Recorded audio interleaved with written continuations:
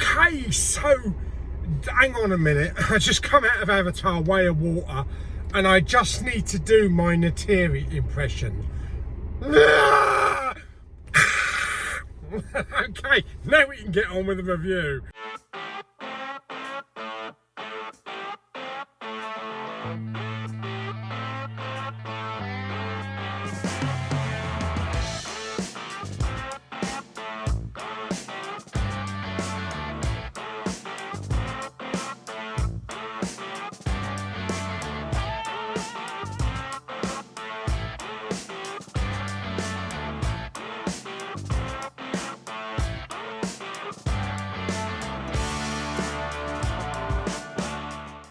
Okay, so Avatar, it's bloody cold out.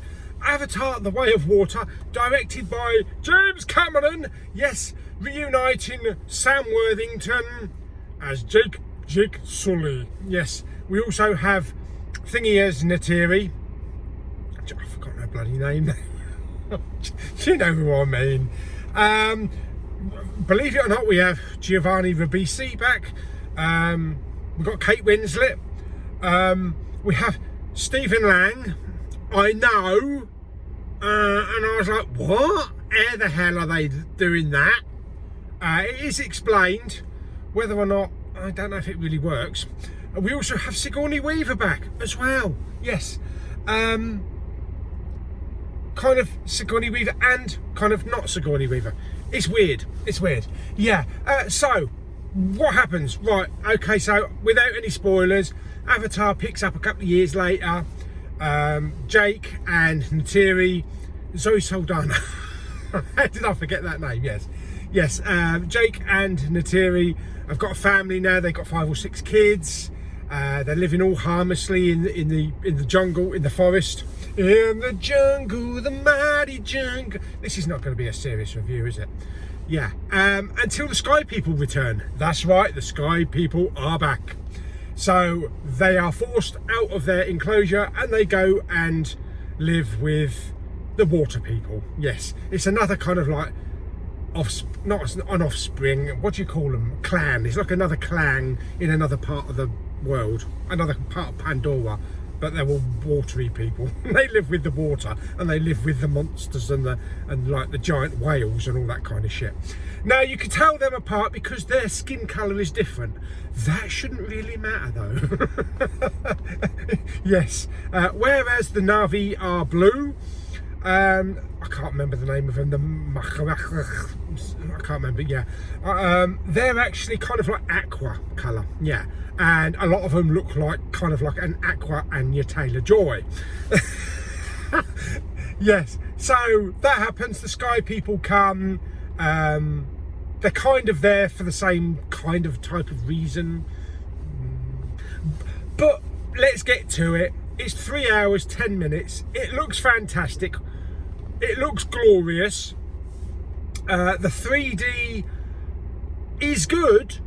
I would say that the 3D in the first film is better. It had more of an impact because I think we're kind of used to it now. CGI is great. I don't know how they did it. I don't know how you do CGI fish swimming in CGI water with CGI aliens. I just don't know how they did it. It looks magnificent. Music, of course, James Horner, bless him, scored the first film. We get James Horner music in this film, I think carried over maybe from the first film, but the composer who composed this film, which I didn't bother reading up about it, so I don't know his name, did a bloody good job, and it fits perfectly in with this film. So you won't even be thinking that there's a different composer. It's kind of James Horner-esque. Yeah. Okay, so that's the music out of the way. The direction is good. My biggest problem with the film is HFR, 48 frames per second or 60 frames per second, whatever they use. I think it's 48. Now that it is mixed in with the regular 24 frames per second, so you kind of know when it switches from one to the other. I hate 48 frames per second or 60 frames per second. I just call it FPS.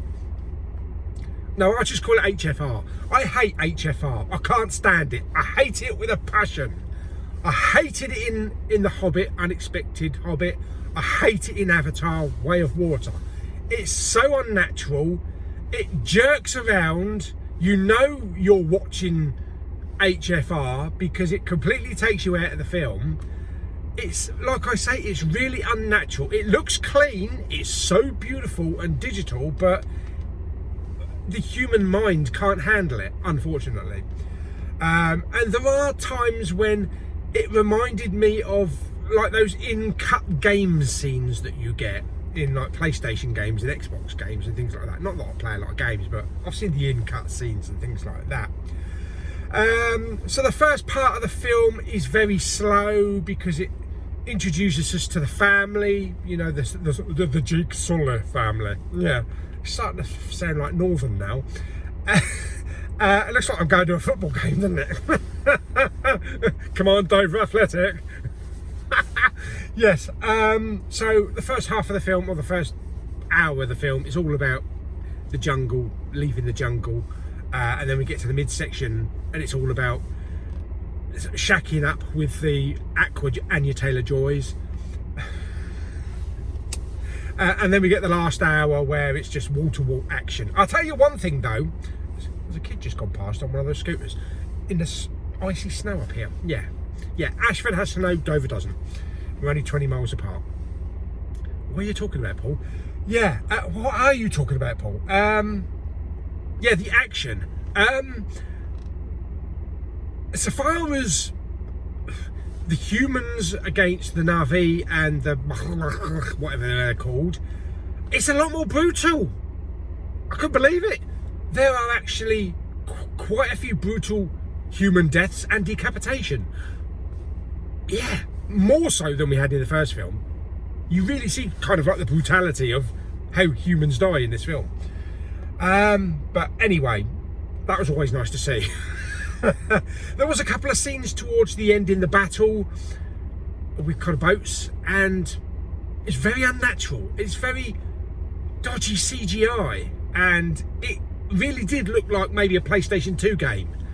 I thought that's so out of place. It could have been because of the HFR, but it just looks so out of place and janky. But other than that, it's a good 3 hours, 10 minutes. Is it better than Avatar, the first film? I don't know. There's a lot more action in the last part of this, but I don't think it's as good as the first Avatar. I really enjoyed the first Avatar a lot more, but this is only the first, you know, screening of this, so I'll watch it again, of course. Maybe not in IMAX, so hopefully I won't get the 60-48 frames HFR kind of shit. Yeah, the characters, the family, there's a couple of interesting characters in there. There's a human character that was left over from when the expedition left in the first film, called Spider, and he's been adopted into the Jake Sully family. He has a connection in the film.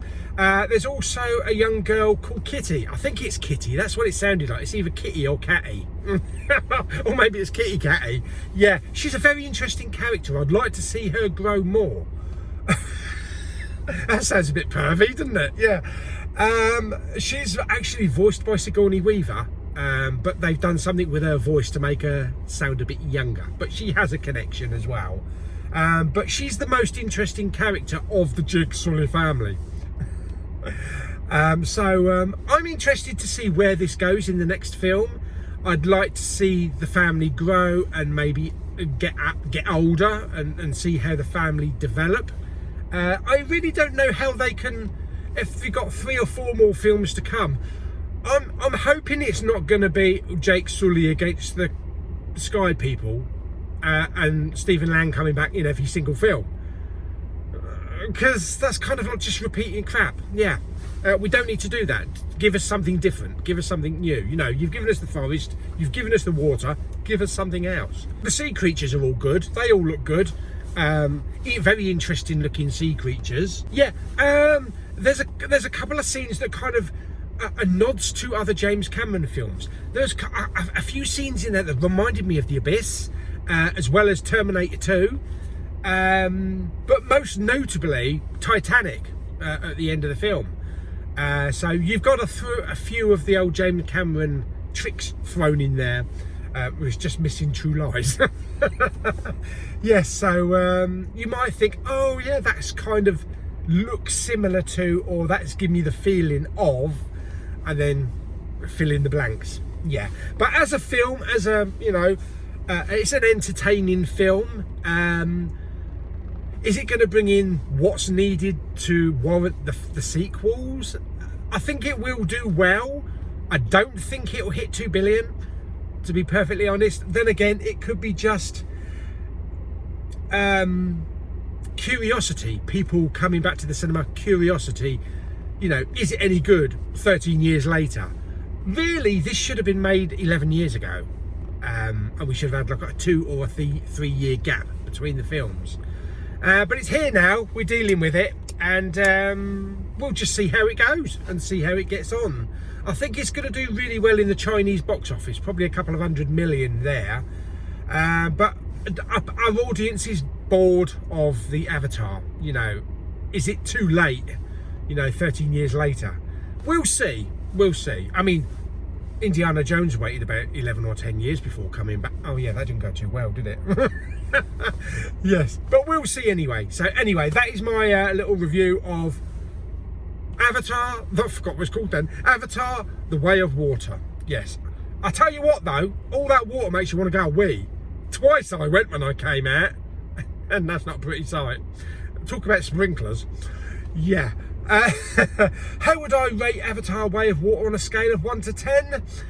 I can't even remember what I gave Avatar. Probably gave it like a 9 or something. I'm gonna give this one 8 out of 10. I feel very wet now. Yeah, 8 out of 10. I think he deserves an 8 out of 10. It's entertaining. There's a lot of good fights, action scenes. There was one emotional scene towards the end, but I kind of feel like we've seen it all before in Avatar, basically. It just expands on it. Yeah. I don't know, maybe this should have been made into a kind of like a Disney Plus type of series. Who knows? But anyway, we'll see what happens with the box office on this, the reception, and see if we get the next film, and the film after that, and the film after that, and the film after that, and the film after that. Anyway, I hope you enjoyed my review of Avatar Way of Water. Like the video by giving it some thumbs up. Don't forget to subscribe, comment and share. And in the words of Natiri,